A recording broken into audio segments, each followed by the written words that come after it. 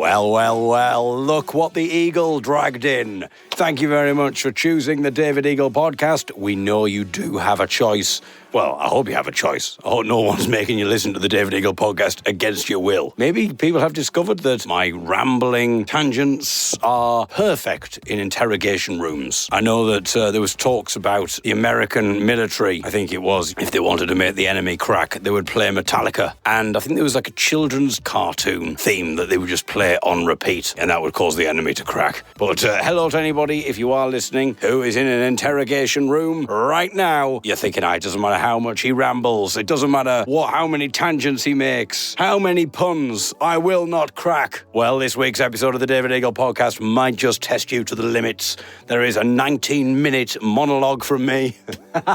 But don't worry, there is plenty of Ellie. That's not me casting aspersions on her size there, by the way, listeners, although that is a theme that does come up in this week's episode of the David Eagle podcast, when Ellie gets insulted by a spam caller. That's right, my friends. An impromptu spammer time. But I don't want to spend time teasing what's coming up on the podcast. There seems little point in doing that because we might as well get on with it. And I hope you enjoy it. And that includes you, whoever you are, in the interrogation room. Oh, I hope you enjoy it. I have absolutely no idea what you're in there for. Maybe you deserve it. Maybe you're an evil bastard. But at the same time, you might not deserve it. It could be a miscarriage of justice. Maybe you pretend to not like the David Eagle podcast because you want them to keep playing the David Eagle podcast because it is your only sweet release in a world of utter darkness. Really, I shouldn't have said that, because if your interrogators are listening, they might go, I thought I detected a little wry smile cross his face periodically, and him trying to stifle a little chuckle. I thought there was something going on. So I really hope that I haven't just let the cat out of the bag there, and your interrogators haven't cottoned on, and they've now turned off the David Eagle podcast, and they've put Metallica on. But assuming that that's not the case, I hope that you, and regular listeners as well, of course, who aren't being interrogated,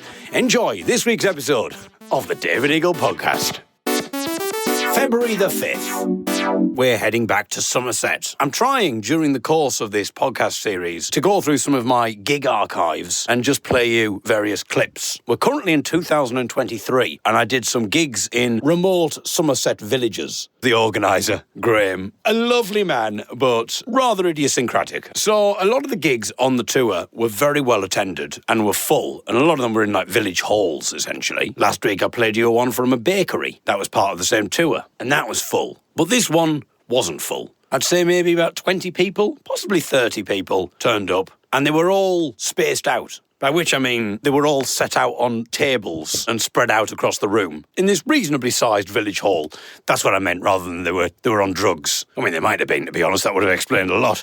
If everybody had bunched in front of me, it would have been quite an intimate atmosphere, but it wasn't. It was one of those ones where first it was very difficult to kind of get the energy in the room and get an atmosphere going. Well, I'll say an atmosphere, a good atmosphere, because everybody's a bit unsure of what this is, including myself. The audience were 60 and over, and so there was quite a lot of toing and froing from people who would just get up and go to the toilet. And I hadn't quite cottoned onto this at first. It was quite distracting because people were just... In the first 10 minutes, someone got up and started moving about. And obviously not being able to see, I've no idea what's going on. I can just hear. And I think she might have had a walking stick or something as well. So it was just this sort of tapping noise and shuffling. I just thought I heard the sound of the door, unless I'm being... Gone for a wee. Gone for a wee already? Unbelievable. And you had to go at me for saying you were all retired? Unbelievable. How long have I done? 10 minutes and someone's gone for a wee? Unbelievable. She's gone, all right. I've had some heckles in my time. She's anemic. I've got nothing to come back with that. No. I'm glad you said that. I've got all my anemic material to do when she gets back. Just tell me what blood type she is, and off I go. So you can hear from the audience, it's quite a quiet response so far. Maybe they feel a bit defensive of their fellow villager and they don't like the fact that I'm making jokes. I don't know whether she said it as a joke. She just shouted, she's anemic. I just thought it was a weird joke, but maybe it's a serious comment and they were just shouting, she's anemic, stop picking on her. I suppose that's probably more likely. But as you can hear, most of them didn't really seem to go for my little anemic ad-lib. And also, the atmosphere was maybe slightly awkward as well. I didn't get the first 5 minutes recorded. I forgot to put the recorder on. And then I remembered and put the recorder on because obviously I needed to preserve this gig. I mean, it'd be a shame to have missed this. You know, already I was thinking it's a shame we didn't get the camera crew in. This is the one for the DVD release. So I missed the first 5 minutes. It was a bit of a slow start. I was trying to kind of introduce myself and they have no idea who I was. A lot of I think they just came out because there was something going on in their village. And they may have not even known it was going to be a comedy gig. And then I turn up and, yeah, I don't think they quite knew what was going on. And then, about 3 or 4 minutes in, someone shouted, "What time does the comedy start?" Which is obviously not an original heckle. If you were to do a cliché parody of a bad stand-up gig, someone in the audience would then shout, "What time does the comedy start?" It's annoyingly, because I haven't got it recorded, I don't know how that was responded to. I don't know if people then applauded, or they groaned at him. I've absolutely... Or maybe he got a massive laugh. I cannot remember. And I'm not entirely sure how I dealt with it. And then, a few minutes later into the gig, things were starting to build. The audience were laughing a bit more. Now, bearing in mind, lowered expectations, there are about 20 people in this room, all spaced out. They had started taking drugs now. There's no way they could get through it. And they were starting to relax a little bit, I think. Maybe they were just relieved that I'd gone for 5 minutes and I didn't actually have any anemic material. Maybe they were concerned. Maybe they thought I was genuinely, when that woman came back, started riffing on iron deficiency. Grab the accordion and start singing a song about iron deficiency. Any old iron, any old iron. So things were starting to build and I was starting to get some reasonable laughs, as you're about to hear. This is the moment in the gig where I said something, the laugh came, and I thought, you know what? I think they started to warm to me. And then that's the moment that this happened. Oh, God, excellent. Oh, excellent. Excellent. So a man right next to me, so I get a laugh. I thought, we're getting there. We're getting there. The audience are getting on my side now. They're laughing. And then, oh, God. And then just in case I was in any doubt as to what he thought, he then said, "That was awful." Oh, God, excellent. Oh, excellent. Excellent. Now, in fairness to him, he might have been doing it quite jokily. Often people will groan at a pun. They might enjoy the pun, but you might get like a laughy groan. So he may well have been doing that. Don't tell me you don't like the accordion as well, my friends. It's not your lucky night, is it? Anyway, the only reason I'm here is because the internet's gone down in this village. Anyway. Anyway. How's the internet? Oh, you don't have the internet here. That's why no one's here. Word hasn't got out. We put the gigs on the website, but no one seems to know about it. I did do some of the online gigs. To be honest, some of these jokes have got louder responses from audience members who have been muted. Audience members who have been muted. No, mishearing at the back there. As you can hear, I'm starting to get a little bit more confident now. And actually, the man to my right who said that was awful, I could hear him laughing a little bit. So I did start to suspect that actually, because the way he actually went, "That was awful." At first, I thought he sounded like he's quite angry, but I think he was absolutely fine. He probably did say it with a smile on his face. That's what I was saying about not being able to see before. Obviously, I can't see if he's joking or not. So I think in my head, the way that my brain works, I just go for the negative. So that's my automatic thing, is just to go, well, he's obviously not enjoying it. But I think he probably was. And he was laughing away. So I started to relax a little bit. And then it was time for the interval. So we'll end with a song, and then you can... is anyone coming back? Well, it would be awkward if I'm just milling around for half an hour, and then no one's there, and you might as well just tell me now. Most intervals that I've done in these places are normally 15 minutes long, but apparently you're going to do half an hour interval, are you? Well, I don't know, that's what they said, half an hour interval. I thought it was to get more drinks, but it's clearly so everyone can go to the toilet. I don't know how long the interval is, basically. Just tell us. And, of course, there's a raffle, so of course you're coming back. Actually, can I vote that we stagger the raffle to the end of the gig so these people stay around a little bit longer? So we'll come back to this gig after the interval. But before we do, there's another story that I have. The organiser, Graham, he says to me, "I've made you some sandwiches that you can have before the gig." And I said, "Oh, thank you very much. I won't have them before the gig. I'll have them after the gig. I've just had something to eat. I won't want anything during the gig. I'll have something after the gig." And I sort of meant, well, when we get home, I'll just have a few sandwiches. That'll be perfect, because I'll want something to eat after the gig. But anyway, he took them to the gig with him. He put them in the green room. And then about 5-10 minutes before the gig, he said, "Oh, your sandwiches are there. You eat as many sandwiches as you want." And I said, "Oh, yeah, thanks. I'll have them after the gig. Yeah, thanks very much." So, brilliant. Sandwiches are in the green room. And then the interval happens. And he comes in, he says, "Oh, remember, the sandwiches are here. They're for you. You eat as many sandwiches as you want. I'll have them afterwards. Thanks very much." So then the gig happens, and now I'm in the mood for a sandwich. Again, Graham says, "Oh, your sandwiches are in the green room." I said, yeah, brilliant. I'll have those in a bit. And then I got talking to someone, and they offered me a pint. And so I had a drink. And then about 20 minutes later, the man who I'm having a drink with, he says, "Oh, by the way, do you want a sandwich?" He says, "Graham's passing around sandwiches to the audience." And I said, oh, no, it's all right, thanks, because I've got some sandwiches in the green room. So I thought, there's no point taking the audience's sandwiches, because he's made me some sandwiches especially. So I have my pint, say goodbye to the man, and then I go back to the green room. I'm really in the mood for the sandwiches now, so I'm looking for them, and I can't find them anywhere. And then Graham comes in, and then Graham says, right then, are we ready to go? And I said, oh, yeah, Graham. I said, have you got the sandwiches? He said, oh, yeah, I got them, yeah. He says, I don't think you'd eaten any. I said, no, I've not eaten any sandwiches. He said, oh, well, don't worry, I managed to get rid of them all. We gave them out to the audience. And I thought, bloody hell, I'm really hungry. So that was a bit of a strange situation. Anyway, let's head back to the gig, post-interval. And by the way, there's no stage in this place. I'm just standing on the floor. And so as I walk out into the audience, I become aware of something. But I have noticed in my very limited peripheral vision that I have, sorry to disappoint you, that you've now stuck your legs out. Is that your legs? I'm hoping. You're hoping I'm going to trip over you, aren't you?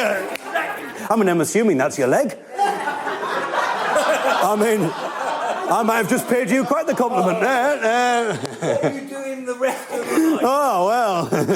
Well, I thought I was doing this gig, but depending on how it goes, I have no idea. So then, all through this gig, the man who'd said, oh my God, that was awful, he then starts flirting with me. He's really enjoying the gig now. He's really laughing loudly, and he's flirting away with me. I'm not coming home with you tonight, Graham. Sorry. Oh, bugger. Well, indeed. It's a lot more fun when you've had a drink inside you, isn't it? Nephew to the wife. Oh, he's mentioned he's got a wife. Oh, I do apologise.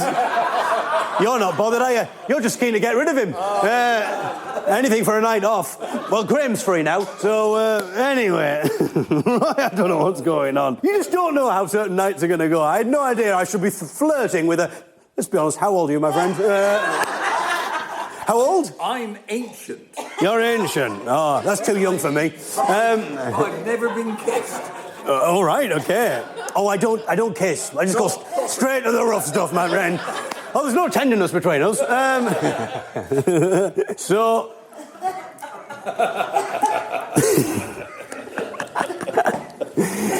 Oh, brilliant. Does it get better?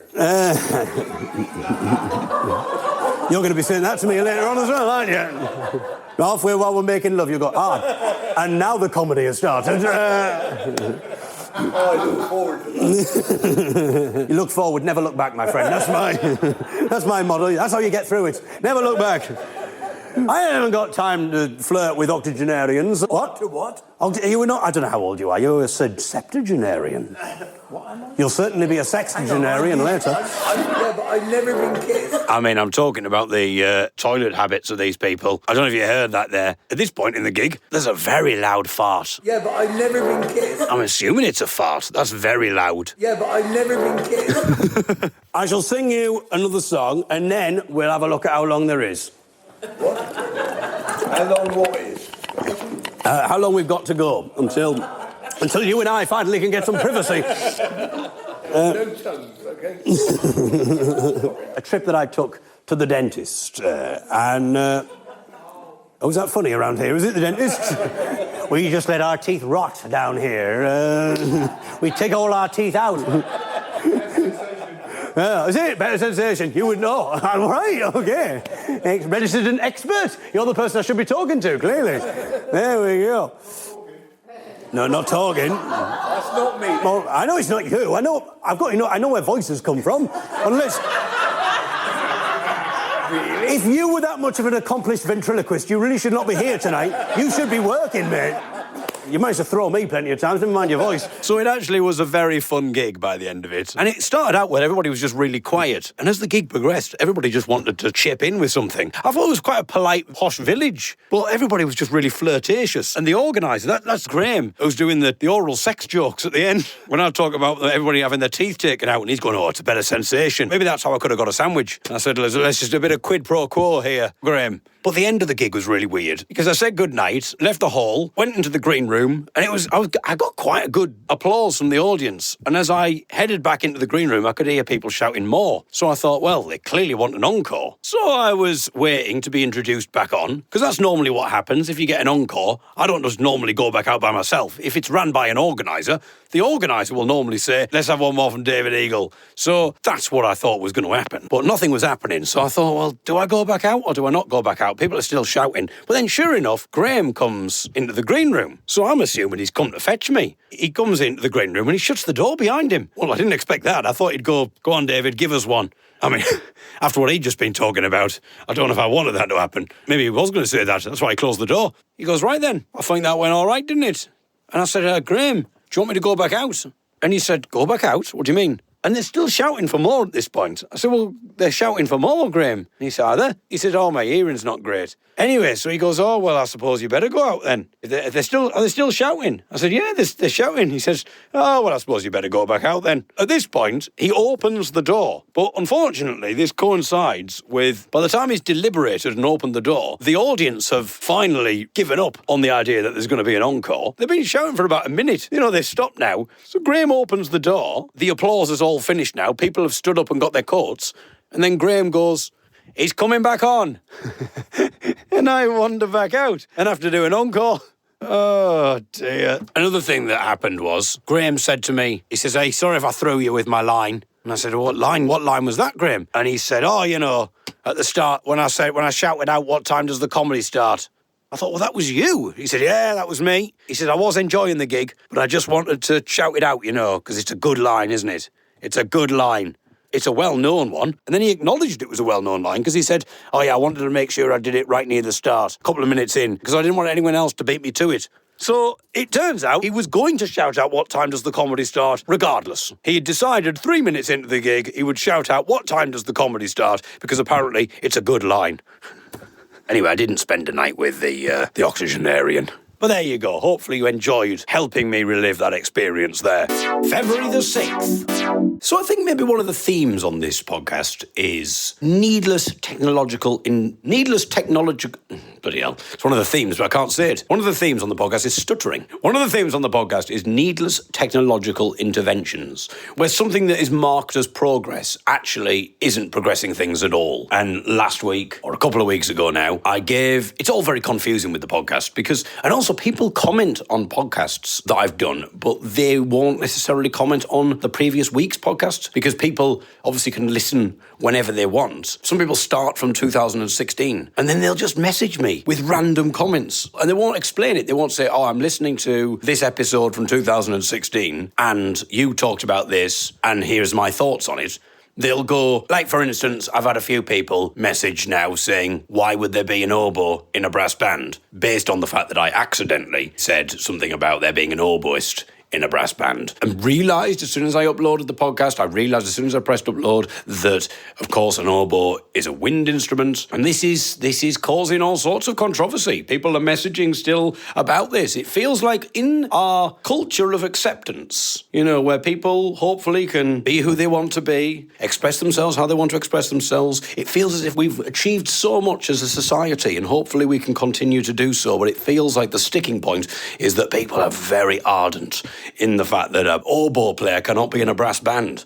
And I made a mistake in saying that there would be an oboist in a brass band because it's a wind instrument, but the amount of comments that I've had, just one sentence comments, why would there be an oboe? Oboists don't belong in a brass band. Someone said, straightforward as that. Now, I don't know. They may be just pointing it out as a statement of fact, or it might have been, it sounded, I almost interpreted it as vitriolic. They can identify as a brass band player if they really want to, but we're not accepting them. That's what I'm thinking here. And I feel like, why shouldn't an oboe player be in a brass band? I know technically it's a wind instrument, you could say, but surely, if you were in a brass band and you heard an oboe player, it wouldn't sound that out of place, would it? It would sound fine, wouldn't it? So why can't you accept it? I don't know why it can't be fluid. Why a wind player can't be in a brass band? Why a brass player can't be in a wind band? Things are moving. It's the brass of change. Yeah.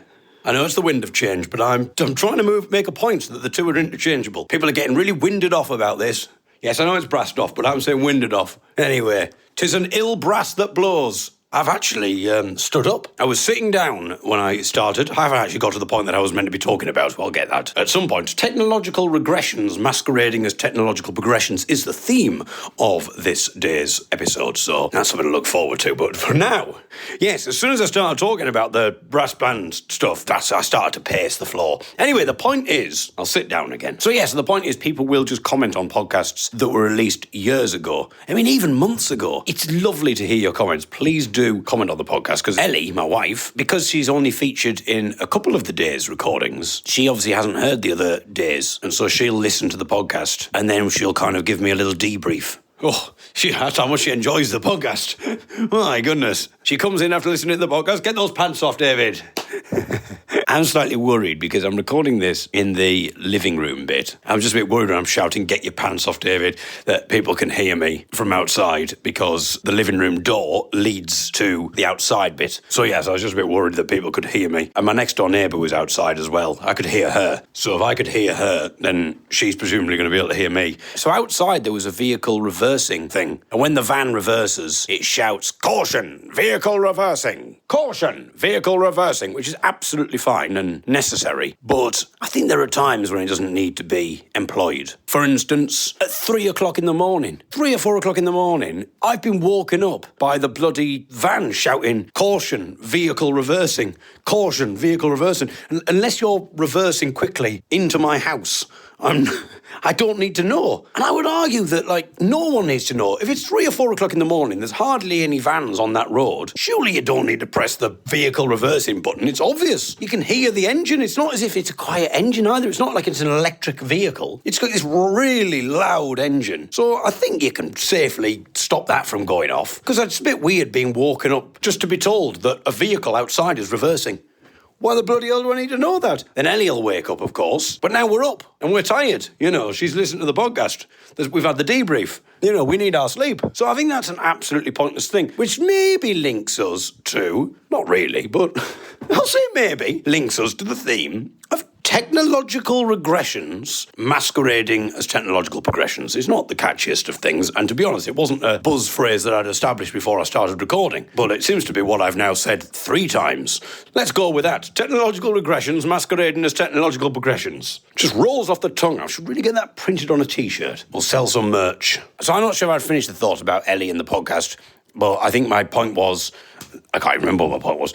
I think my point was, well, that's great, David, if you don't even know. What chance do we have? So yes, I've talked a couple of weeks ago about when I was asking the Windows built-in AI thing, Copilot, I was asking it what was on my calendar, and it was unable to tell me what was on my calendar. And rather than just saying, there's an error, there's a problem, in the past, it would just say, sorry, there's an error. Do you remember in the past when you tried to load a web page and it would say error 404 or 414, page cannot be found? And then we got to a point where computers then started to be chatty to us, but in a text sense. So rather than it saying the page cannot be found, error 414, it would say, oops, oopsie, there seems to be a little gremlin in the system. I think you might do it on my website. And I haven't programmed this in. This is just a thing that's built into the site. If for whatever reason a page can't be found, I think it says this is somewhat embarrassing. And the problem is, because it's a little joke, people might assume that I've done it.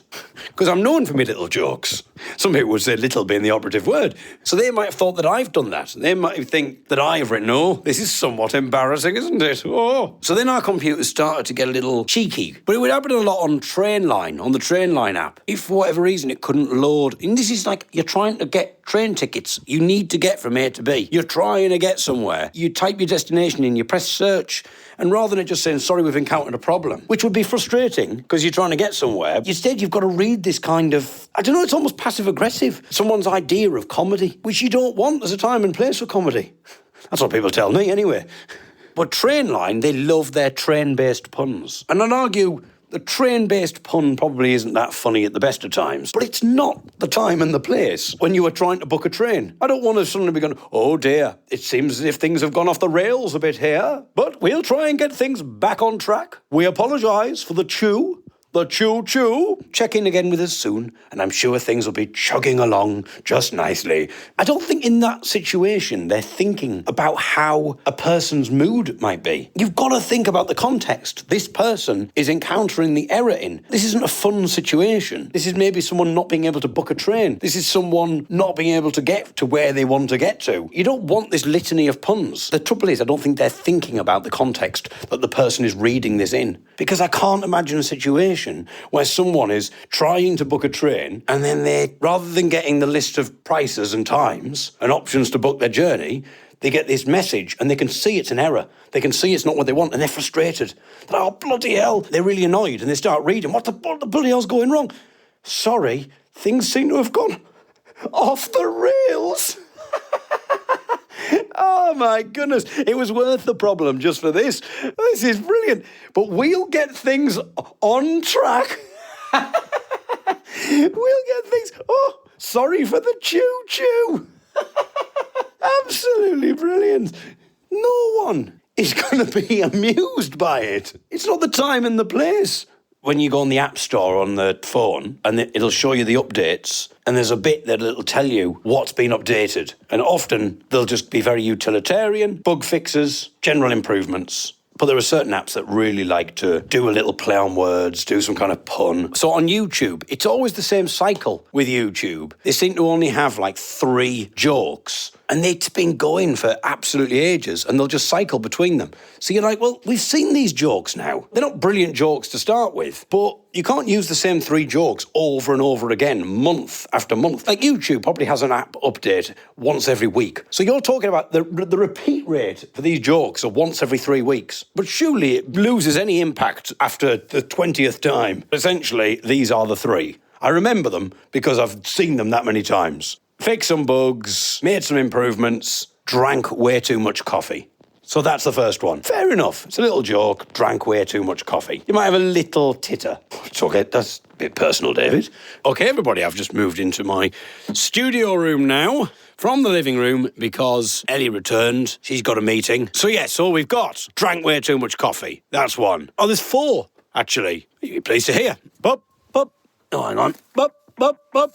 So if you're wondering what I'm doing, bup, bup, I'd exposed the radiator, by which I mean there's a sheet that's normally on the radiator to acoustically protect the sound so that there's no reverb coming from the radiator.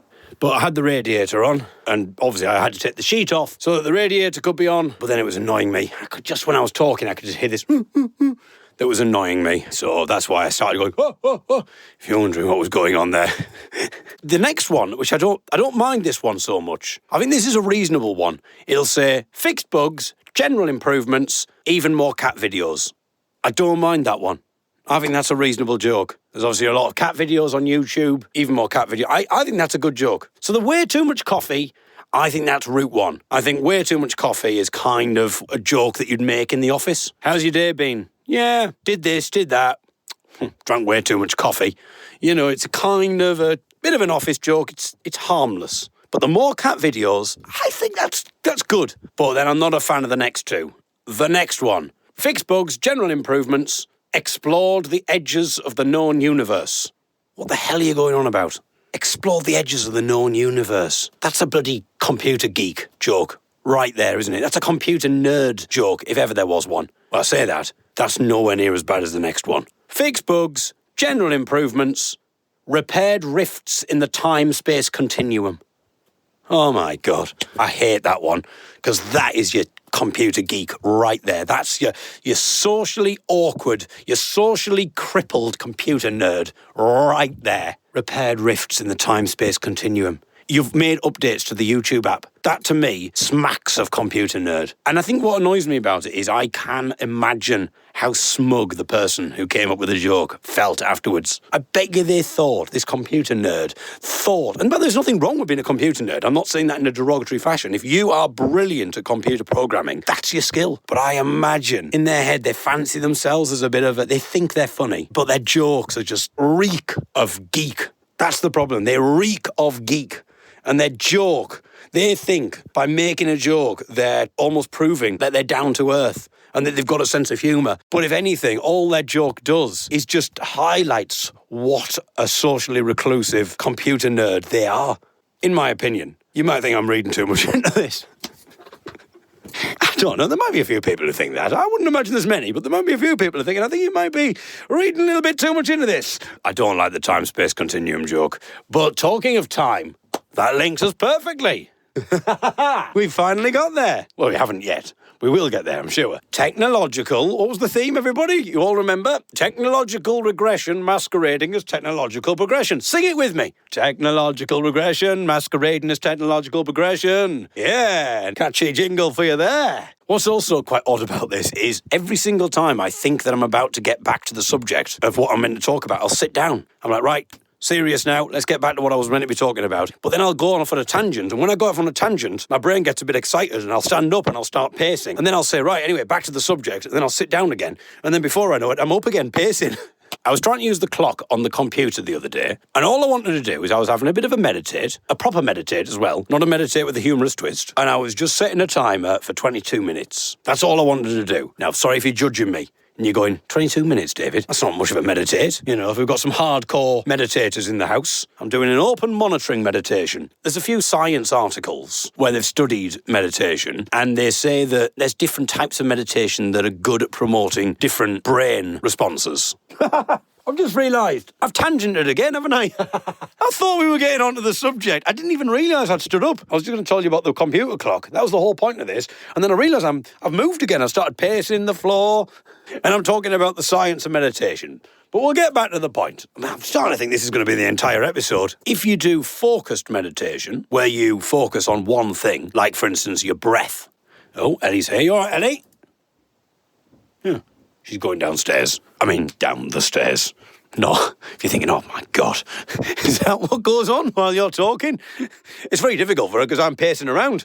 Every single time I tangent, she's like, will you stop it, David? I can't get a purchase.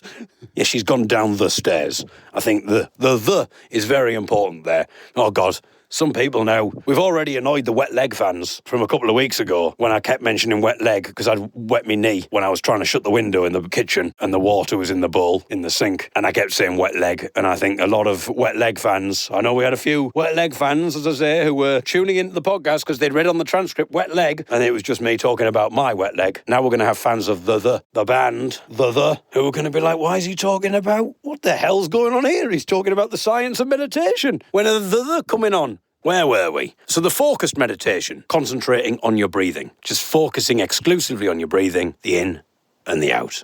I think we know what breathing is, David. Sorry. That's the ins and outs of breathing. Right there. Thank you. And also the rests as well. Focus on the in-breath, the out-breath, the bits in between.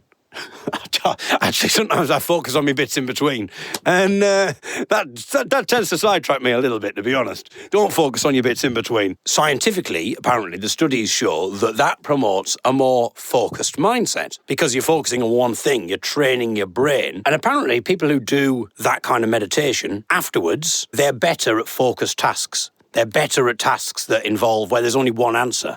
So not necessarily creative problem-solving tasks, because creative problem-solving requires divergent thinking, whereas we're talking about convergent thinking. But it's not very good at promoting divergent thinking, which is where your mind goes all over the place, and it looks for different solutions to the problem, or it looks for different creative angles, the what-ifs, the maybes. That's where you need divergent thinking. And divergent thinking apparently is promoted when you do open monitoring meditation. Meditate, but you're aware of either all of your thoughts coming through. So when a thought arises, you acknowledge the thought. You know what the thought is, but you don't get carried away in that thought. So you just let the thought happen.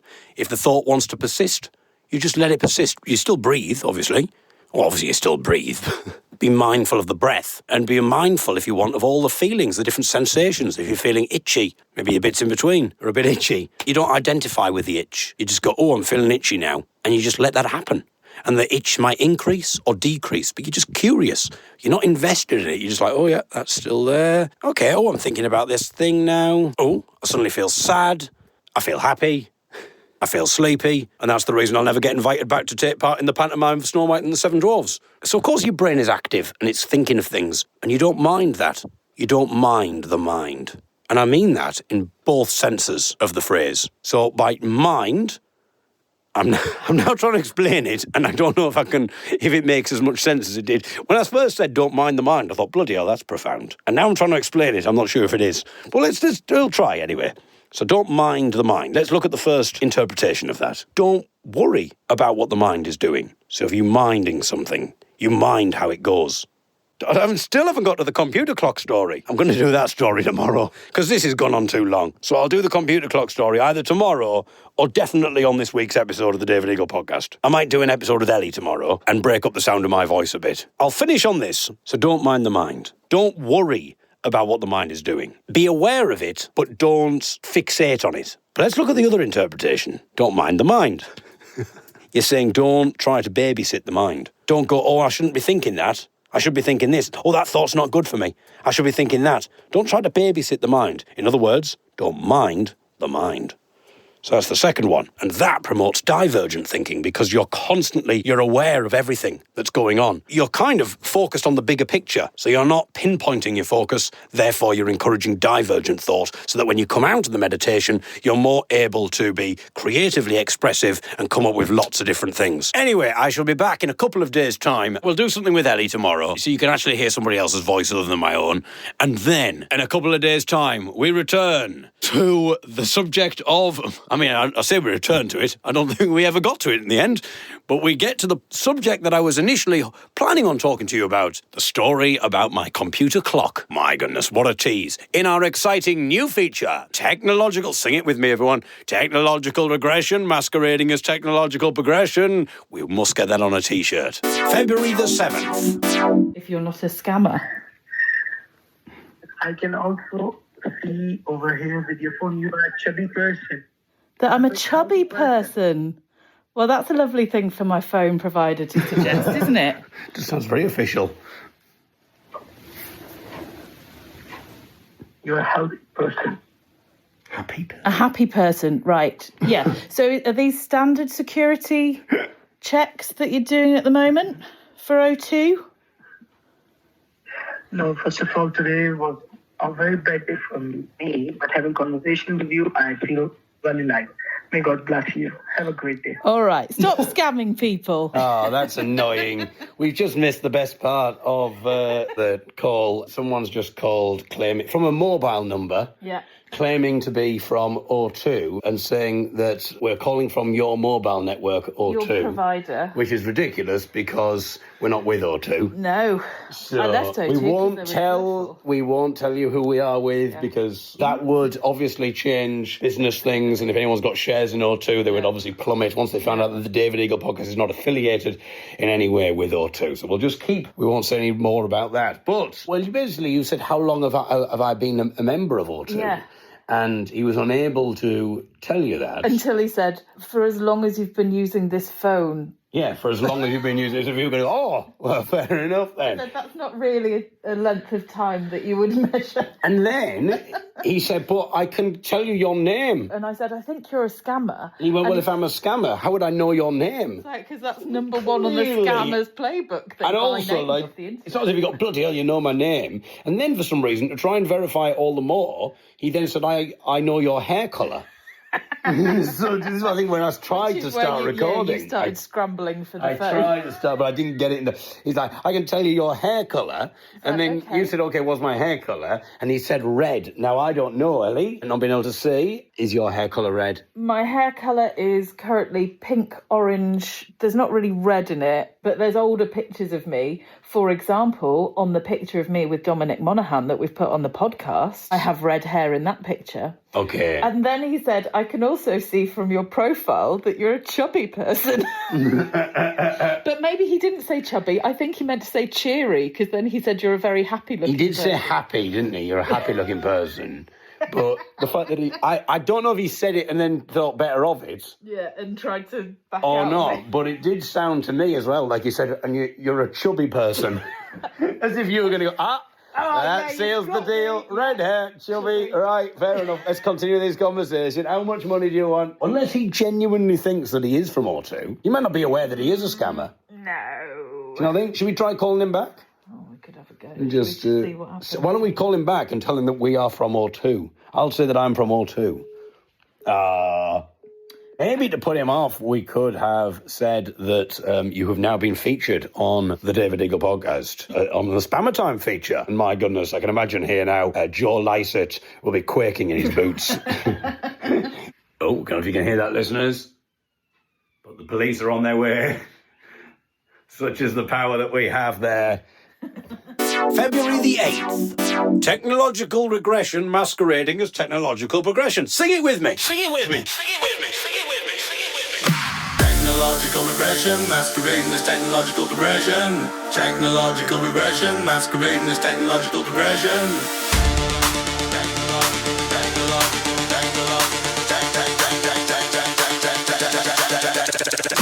So I was trying to set the clock on my computer for 22 minutes. My phone was upstairs charging. I was sat in a different room, so I couldn't have the timer on my phone going. So I just thought, I'll switch the computer on. I'll just use the timer on the computer. Absolutely fine. Never been an issue. So I opened up the clock app on the computer, and then it said, please wait. Your clock app needs to be updated. Installing updates. What do you mean it needs to be updated? Does it really need to be updated? This is a clock app. The purpose is to tell you what the time is, and it's got a stopwatch and a timer. So that's literally the purpose of the clock. It's been working fine for years. There's never been a problem with it. But for some reason, it now needs to update. I don't know what the update contains. It doesn't tell me.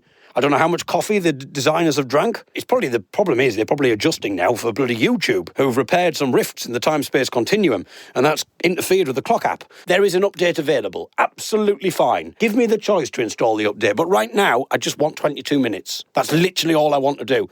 Surely that hasn't changed. The nature of time hasn't changed in the interim period from when I used it the last time to now. There's nothing that an update will give me that I need. I literally need it to set a timer for 22 minutes. What are you updating? And then it said, please wait, this may take a few minutes. And I thought that's a bit rich as well. The fact that it says, this may take a few minutes, it doesn't tell you how many minutes it'll take. This is a bloody clock. Time is objective, surely. Or, well, that's another discussion for another time, as it were. We'll do that on the Christmas special. I don't like the arbitrary nature of this. This may take a few minutes. That's very wishy-washy for a clock. It didn't give me an option of whether I wanted to update. It just started updating, and then I couldn't use the clock app.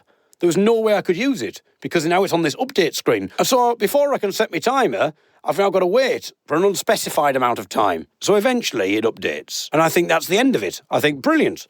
Now I can set my timer for 22 minutes. But then a message appears on the screen that says, please sign in to the clock app. Please sign in for a more personalised experience. Why do I need my clock to be personalised? I've never used the clock app and thought, well, this is all very well and good, but where's the banter? I want a bit of back and forth with my clock. For the subtitlers, for the auto-captioning, please, I said clock. I want a bit of back and forth with my clock.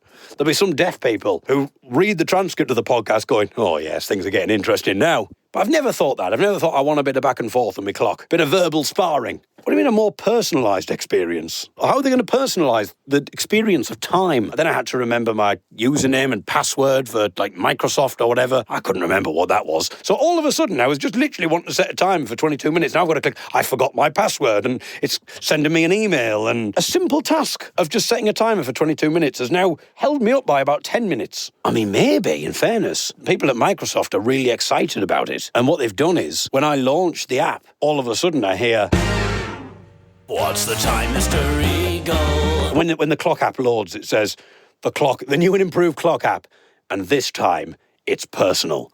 That could be its little phrase, this time, it's personal. It might start asking me why I'm setting my timer for, and I'll say, I just want to do some meditating. Ah, you a Buddhist? Well, no, I'm not particularly Buddhist. Well, you're certainly not. A Buddhist would say that now is the time. The time is now. Time is an illusion. You shouldn't be in a clock app if you're a Buddhist. Why are you rebuking me for having an obsession with time?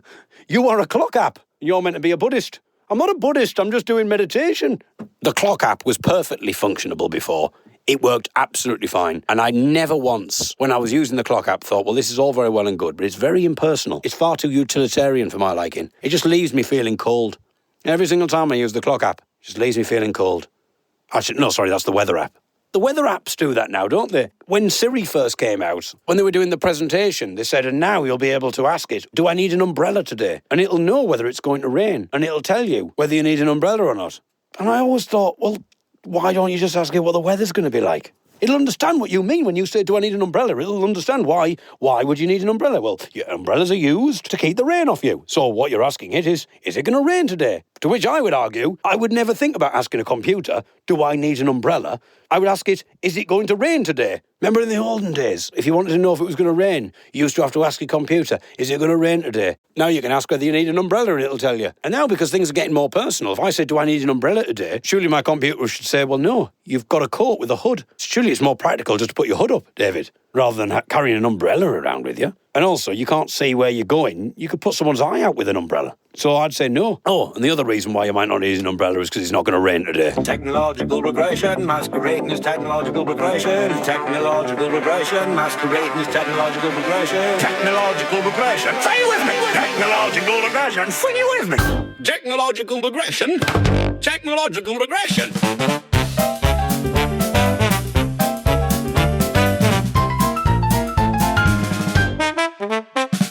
February the 9th. Back once again in the kitchen, which I believe was the original draft of the Renegade Master. Now, of course, we all know it's back once again for the Renegade Master, but the original draft was back once again in the kitchen doing the dishes. And the record label said, I can't see this being a dance classic. Back once again in the kitchen doing the dishes. So they insisted it would be replaced. Yet again, imparting my musical knowledge for you there. You know, I know some people listen to the podcast for all sorts of different reasons. Some people listen for the comedy. They don't always get it, but they listen for it. Do tell me if you spot anything. Other people listen for my in-depth musical knowledge. You might be able to hear in the background this noise going on. That is because Ellie is... That's not Ellie doing the noise, by the way. Oh, it's a terrible malady that she's got. No, the noise that you can hear there, presuming you can hear it, the oven is on. Ellie is making a Welsh fruitcake. She's making a Welsh fruitcake. Do what, David? And I think that's quite frankly, I think that's very derogatory. Are you saying that all Welsh people are fruitcakes? And also, you shouldn't be using language like fruitcake. It's not very politically correct. No, you misunderstand me. She's cooking a Welsh fruitcake, a bara brith. On the podcast 2 or 3 weeks ago, we were talking, as in Ellie and myself, about odd behaviour on public transport. People listening to music on their phones really loudly, TikTok video scrolling really loudly, FaceTime conversations really loudly. It reminded me of a crazy ringtone that I heard. This isn't a ringtone that was inbuilt to the phone. You can't just select this by going through your ringtone options on the phone.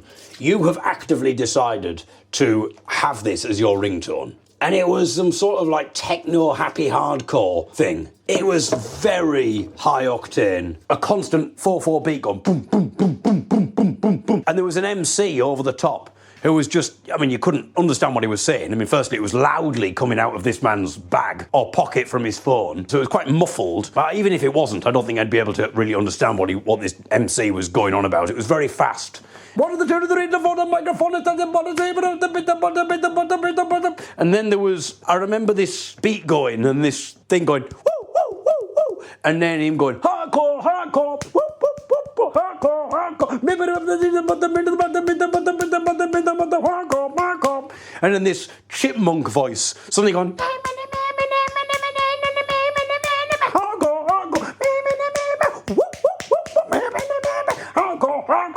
and this was going on for what seemed like bloody ages.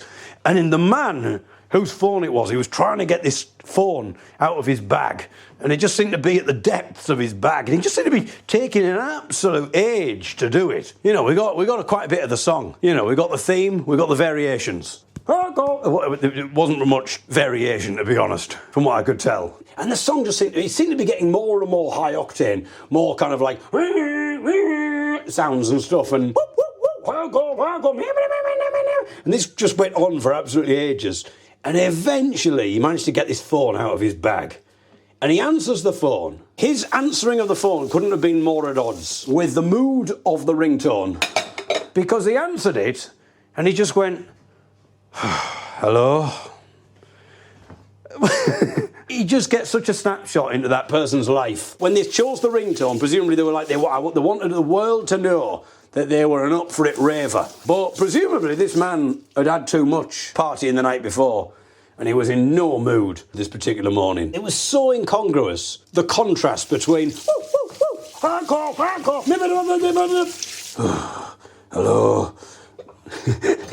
But I don't know in what situation, when people pick these ringtones, do they not imagine themselves in a public setting? Chances are that phone is going to go off and they're going to be on a train. All of a sudden, their phone is going to start going...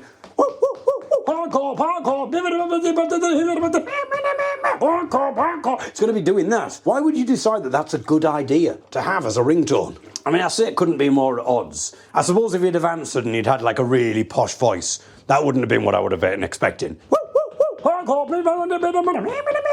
Splendid to hear from your old chap. Or if they'd have answered the phone and they'd said something like, Jenkins and Jenkins Solicitors, and it was their business phone. Or Mr. Smythe's Undertakers, how can I help you? Or you find out he's a vicar. I don't know what the song was, and I don't know how accurately I'm recreating it. But, you know, there might be someone out there. If there's anybody out there who recognises it...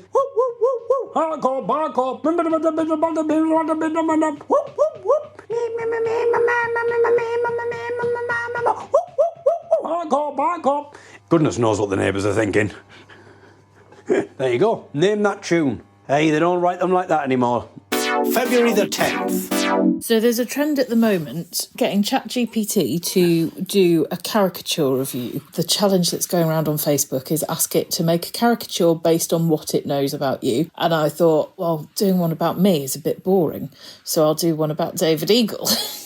Now, have you done it? Yeah. So I'd asked it, can you do a cartoon of David Eagle? It's done an eagle in a suit jacket holding a pen and a book with books of philosophy and science and a cup of coffee in front of it and just the name David Eagle. The eagle is also wearing glasses. And then I was like, is that David Eagle the comedian? Good question. No, that cartoon isn't meant to be David Eagle the comedian or any real person. It's just a fictional character called David Eagle that I made up based on the name alone. If you did mean a specific real comedian named David Eagle, I'll need to be careful and accurate. Please do a cartoon of David Eagle, the folk singer and comedian from Hartlepool. So it did its little thinking time, and it did. This cartoon David Eagle is sat on a hillside. There's a lighthouse in the background, which is presumably depicting that for Hartlepool. He's got a beard, he's got a check shirt, he's got dark trousers, he's in front of a microphone, he's smiling, he's got wavy brown hair and beard, glasses, and a guitar. Okay, so and then it says, David Eagle, folk singer and comedian from Hartlepool. And I said, tell me again about the comedian David Eagle. And then it went, blah, blah, blah. He's done comedy, he's in the Young 'Uns, notable achievements, other projects. He does his podcast with his wife, exploring all sorts of quirky topics and personal adventures. I said, okay, can you see images of him? Yes, here are some images of David Eagle, the comedian. So it's taken ones from your website and from various listings of you at gigs. So can you do a picture of him? And it's done it again, pretty much the same thing, but cutting out the Hartlepool references. And I've said, is that based on information about him or the images that you've looked at? Yes, it's based on public images and also information that's out there in the public domain. Okay, the public information shows that he's blind, so he doesn't wear glasses, he has slightly ginger hair, and he plays a piano accordion. Do you think you could have another go that's a bit more accurate? So it's made the guy ginger. He's given him an accordion, and to signify blindness, he's just got his eyes closed.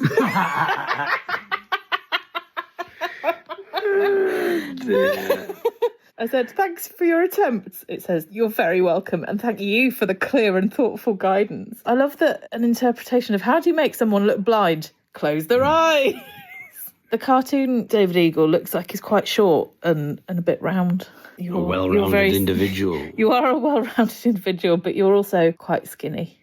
So that was what I did this afternoon. Excellent. It's nice to know when I'm not here. You're trying to create of you. Caricatures of me.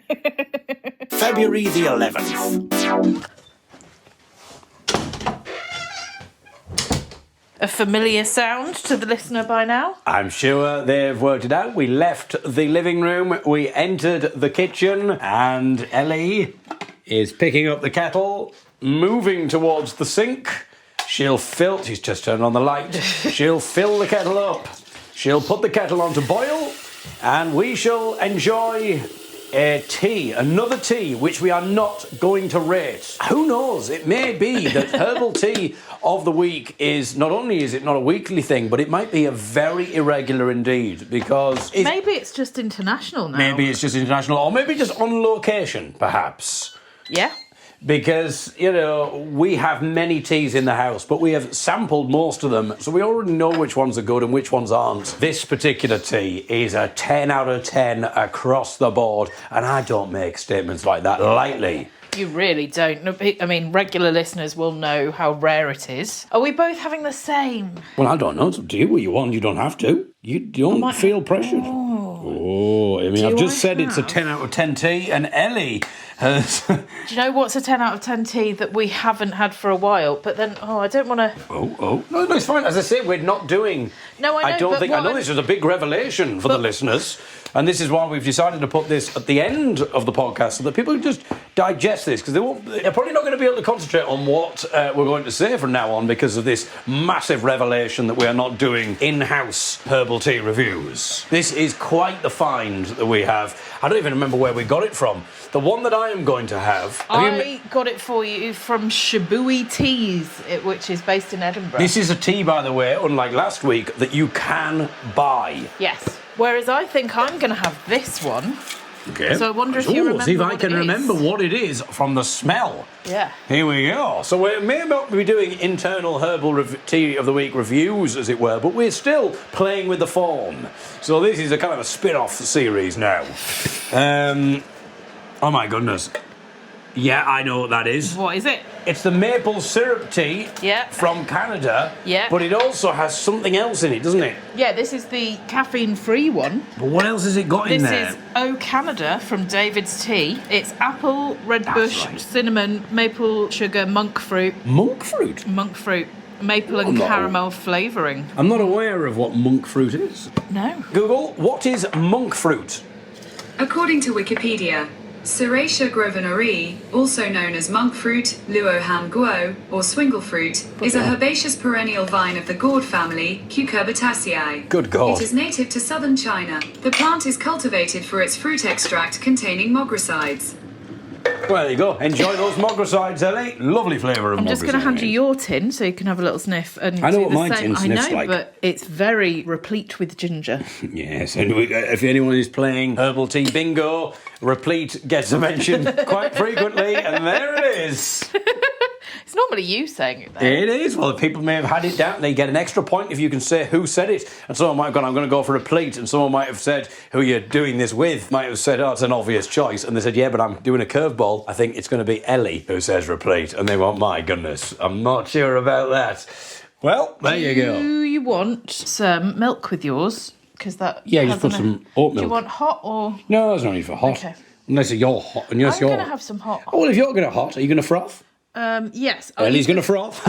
Sorry about this, everybody. I don't know if it's a lunar thing, but... oh, there she is. I'm going to do it in the frothing... We still haven't said what the actual tea is. We haven't. So much drama. Is this? Are we doing this because we're not particularly skilled at what we're doing, or are we doing this because we know how to build tension? It's definitely the latter. I thought, a latte? Oh, hang on a minute. How many drinks are you throwing in the mix here? Oh. Because we're recording, I'm going to use the milk frothing machine rather than the coffee machine to froth the milk. We have two options because it's very loud. Well, then surely, if you're recording, I suppose you want the louder thing. You want the atmosphere. Okay. Well, can you shove the parsley in the fridge, please? That is a euphemism, listeners. I mean, I'd rather do that when we stop recording. Hopefully, we're recording here, listeners. There's a light come on the. There's a light on my microphone. And there's a light on here as well, so I think we're fine. There's a light shining at the Frankenstein place. What? There's a light. I don't know what you're doing, Ellie. Rocky Horror Show. Okay, well, I wonder if listeners could guess where that's from, because I had absolutely no idea there. I think the listeners will be educated culturally enough to be aware of the Rocky Horror. Well, I mean, that is quite the insult towards me there, thank you very much.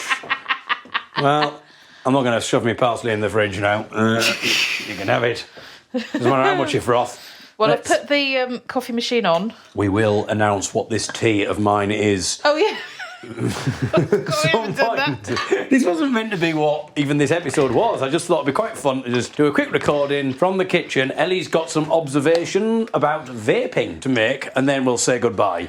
But it's as usual, many a tangent occurs. Yeah, I don't think we've had a straight line conversation in our lives. Perhaps only at our wedding. Well, even somebody was actually not even then, our wedding tangent. No. Remember on our wedding that we never talked about the other wedding. We had 2 weddings. Yeah, wedding 2 didn't get recorded. And wedding 2 didn't get recorded, which apparently is a massive shame because people said, we had people coming up to us afterwards and said that was one of the most hilarious things they've ever experienced. My cousin Max, hello Max if you're listening, said that he would quite happily watch us for an hour just chatting shit together, which he can do via the podcast. You can, but the thing is, I don't remember. We didn't plan anything. No. We didn't even think we were going to say anything at that point. We just thought we were going to introduce Matthew Crampton, who was officiating the wedding for us. Matthew Crampton, friend of the podcast. Yeah. But we just sort of, I said something, you said something, and we just sort of rambled. Well, and also, the day had also gone a little bit awry. I was getting text messages telling me I was late for the wedding, and in fact I wasn't, because you'd rung me and said that your dad had accidentally driven to Huddersfield. He'd gone to the wrong place. Huddersfield is about an hour away or more from Sheffield. So they were then bombing it along the country lanes between Hartlepool and Sheffield to get to the wedding, and you were like, can you just stay at home for a bit, because Dad needs to get here. I was building a bit of tension. Oh, this is the frother, everybody. I've just got to clear the nozzle. Oh, my goodness. She normally only does that on Christmas. Well, I mean, parsnips in the fridge and then the nozzle cleared. Well, oh, my goodness. An error that many people make is that they froth their milk and they do not clear the nozzle, and then you get a build-up of cruddy milk in your steamer. I haven't... I think what might be controversial at this point, David Eagle, is that we are having frothy milk with a tea. And I wonder if some listeners will be because we already courted controversy when we announced that we were not having a tea when we were in the airport in Manchester. Oh, yeah. And we were having a coffee. And we did get a few people who were disappointed. Not happy, who thought that it wasn't brand Eagle Skinner to be having coffees. Having coffee rather than having a tea. But Exactly. it wasn't... We might have even lost a few listeners from that. I think your tea might be brewed. The tea might be brewed and we haven't even said what it is. Oh, yeah. That's still to come. So I was building a bit of tension, Ellie, because there were people who were waiting for you to arrive and wondering what was going on. So we had the microphone there and I was doing a bit of a boom, boom, boom, boom, drum beats. And did a little drone and things, really building the tension. So the audience are already the audience. You see that? Our friends and family. I always refer to the congregation as an audience. I mean, I don't know whether it was working building the tension because we'd already got married before this point. Yeah, obviously, we were already 6 months married. in. But I think maybe people had forgotten that, so I was just playing fast and loose with the form. Anyway, I can't remember what we were saying. If we were saying anything about the wedding, apart from we were meant to, probably when Ellie did come down the aisle, we were meant to just say, hello, thanks so much for coming to the wedding. We're going to hand over to our friend Matthew Crampton, who's going to officiate the wedding. Thanks so much for coming along. But we kind of got on a bit of a tangent, and I think we talked for about half an hour. Yeah, we freestyled the audience will love... That's the audience. I've done it again. Our friends and family were loving it. Where's my tea? Here's that one. Okay, well, I tell you what the tea is before I've drank it. Find out, listeners. Oh, it smells replete. It's replete, my friends. Oh, it's really nice, actually, frothed. Yeah. Okay, so the tea that I'm having, Ellie... Yes. Is... What is it, actually? Because I could say... I know what flavour it is, but I don't know where it's from. It's shabooey. Ah, yes. Did we say that before? Yes. Oh, we did, yes. But that was quite a long time ago. In terms We've of been married twice since then. It's time to play a little game of What's That Biscuit? Ellie Skinner will crunch the biscuit, and you have to see if you can work out, listeners, what the biscuit is. Here we go. I mean, this would be some people's worst experience. People who have things like, is it misophonia? Yeah. Where they don't like hearing chomping sounds. Maceration. Macerations. I mean, they might have already been put off by the tea drinking sounds. Whereas to me, that's evocative. Have your little guesses, listeners? It's now time to reveal. Ellie Skinner, what's that biscuit? It's a plain digestive biscuit. There you go. Well, yeah, half a point if you said chocolate digestive. Yeah. Yeah, so frustratingly, we didn't get that second wedding recorded because I think it would have been quite an entertaining podcast had it been. But unfortunately, we didn't record it. It was absolutely pointless. I don't know why we bothered having the second wedding, to be honest, if we didn't record it for the podcast. On a podcast, what's the point? I mean, it was really good, actually, having comedians there at the wedding because they were very good at, like, getting everybody in order. Yeah. So when it came to the photos, the comedian Silky, who's been on this podcast before, he featured when I did my homosexual animals quiz. Now, I know listeners will be like, I can't remember what that episode is called. You'll just have to trawl through the archives. Trawl through the archives. Type in David Eagle gay animals, and I'm sure it'll come up. Well, maybe there's a gay eagle called David. It was good having them there because Silky was able to kind of corral the crowd and kind of get everybody where we needed them to be for the various photos and stuff. And I thought he did a splendid job. What I thought was really funny about it is we didn't ask him to do it. He just did it. He just sort of took the microphone and just started comparing the wedding. I mean, I think he'd seen a roving mic and he was like, that's my spiritual home. Roving that's where I Mike, should be. that was Mr. Hughes from the Young'uns, who had a little bit too much to drink. He's not called Roving Mike for nothing. Well, maybe also he saw how we'd done the gig and he thought he wanted to have a turn himself. One thing I thought we could do, actually, next week on the podcast, why don't we, because we did this thing, listeners, which we've not talked about yet, where we had it's a thing where you can have like an old-fashioned telephone. Oh, yeah. How do you describe it? It's like an old-fashioned telephone, and when you pick it up and you put it in like a corner of the room, and when you pick it up, it automatically starts recording. Yeah. And so people who are wedding guests can then leave you a little message. It was an audio guest book, a 60s or 70s rotary phone, but you didn't have to dial anything. Just pick it straight up, start talking. We put it out at the wedding. The only place that was sort of quiet enough to put it was right next to the toilets, so that's So there's fun. just a lot of farting. And Actually, we also put out a guide that came with it that tells you how to use it, which is just like pick it up and use it. But even that was too much information for some people.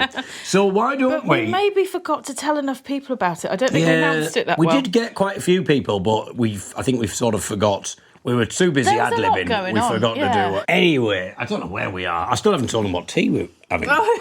And I'm sure Well, there we are other know things. about Oh, yeah, mine. so next week, why don't we on the podcast, I'll see if there's... Play some of that. We'll play some of the clips of people leaving phone messages, because there were some interesting ones. I mean, the physical visual guest book also had some dodgy messages in, but it's to be expected, isn't it? With your brothers, yes. I think it was my sister-in-law who drove the biggest penis.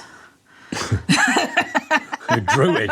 That was a special game that we played. When she says drew, she means out of a bag. It was an animal penis fact special that we did at the wedding. You thought we were playing pick-up sticks, but in fact it was pick-up dicks. Yes. Okay. I was going to tell you about my vaping. Yes, you were, but we also experience. must say, so we know it's from Shibui, but we need to say what the tea is. It is chocolate and ginger tea. So it's just dried ginger pieces and cacao nibs, I think. It doesn't say on the box. After all, that doesn't actually say. No, but it is exactly It's just what it chocolate says. and It's ginger. just chocolate and ginger. It's bloody brilliant. Tell me what these thoughts are regarding vaping. Okay, so I'm not a big fan of vaping anyway, or smoking, but I was at the bus stop. Before I was going to interrupt, I know it's a bit of a novelty.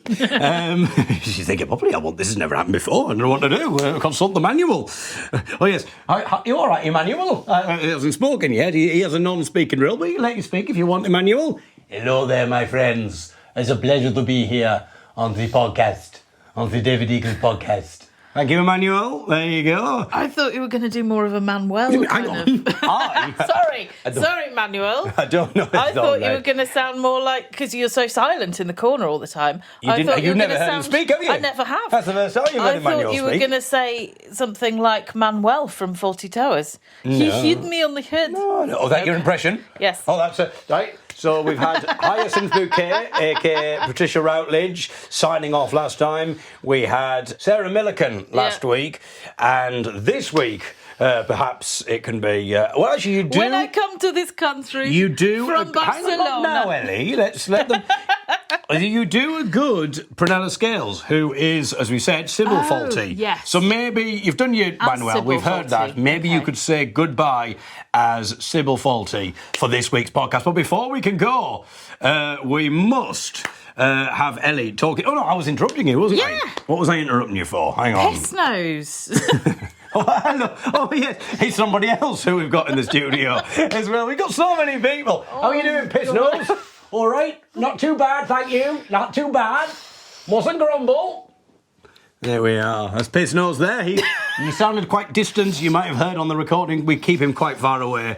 We don't call him Piss Nose for no reason. The dribble is disgusting. Oh, he's there as well. Hello, good to see you. Oh my God.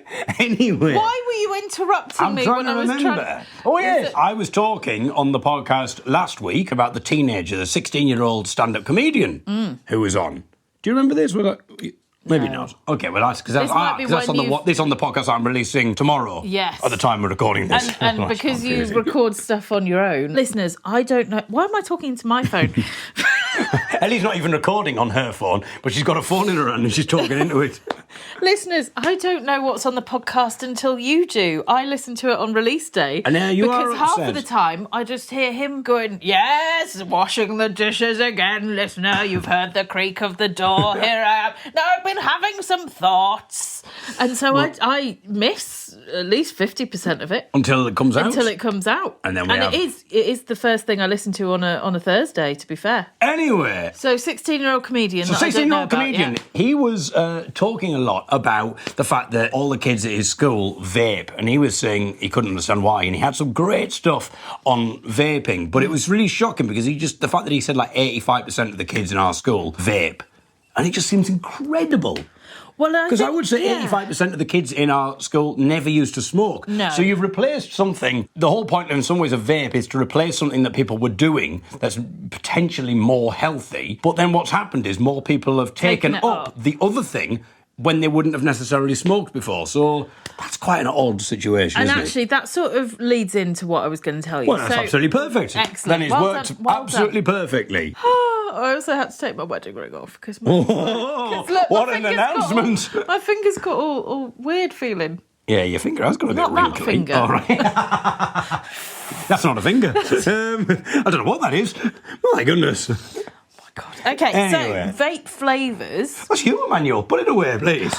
The vape flavours are sort of targeted at kids. So you get like bubblegum and you get raspberry and all these sorts of things. And they're very sweet and they're disgusting. But what I experienced the other day... Butt flavour. It's not very nice at all. I don't think you're going to guess the flavour that I experienced at the bus stop the other day.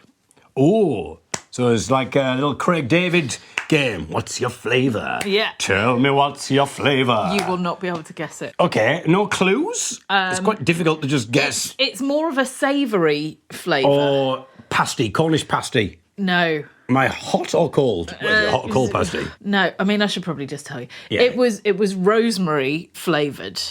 Oh, and it was so weird because it just smelt like she was puffing on rosemary. On a roast dinner. Oh, right. And I was just like, this is so weird. Firstly, I've got to inhale your second-hand vape because you're blowing it out towards my face. And secondly, it smells like a roast dinner. Who is creating that flavour? A roast dinner is a nice smell, but why? But not as a... You don't want to be inhaling it, surely. No. Like, it's so weird. Who's creating that flavour? And so you could see what it was. You could see that it was rosemary flavoured. No, I could tell because I know the smell of rosemary. And then I was like, well, what else would you get? And I did think, would you get a Cornish pasty flavoured vape? Ah, so it's interesting that you thought that. And that was the first thing that I thought. You see how compatible we are. Absolutely.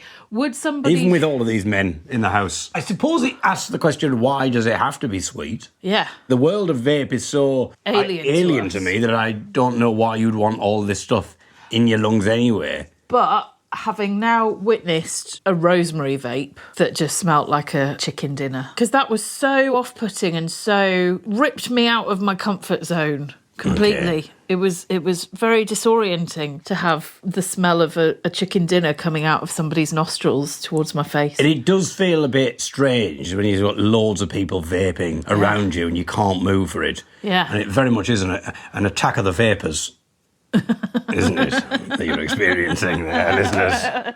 But I suppose it's like crisps in a way, isn't it?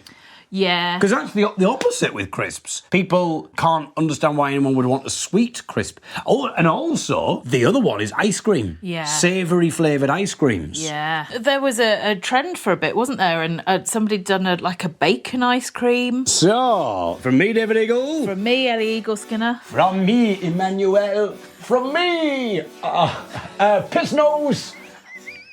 Dribble. Who? Dribble. Oh, and me, the Dribble. And from me, Sybil Faulty. Goodbye, dear listeners. From me, Sybil Faulty. I hope you've enjoyed the podcast, and I know you have. It doesn't sound like her. I think it does. Okay, I think that sounds very I good. don't want to continue doing an impression every week. I think you If that's okay. I think you can do this. I think you can do this. Well, I mean, at some point, do I try and be Joe Brand? Because that's who most people say I sound like anyway I when don't I think meet you sound them. anything like Joe Brand. No, but when I've met people, and especially since I was 20, they've been like, you know who you remind If me your of? voice is deeper, so maybe But a that Joe was- Brand is just a deeper Ellie Skinner. A deeper me. Oh, well, let's not do it now. No, okay. Something to look forward to, listeners, even if it just means skipping to the end next week. But for now, goodbye.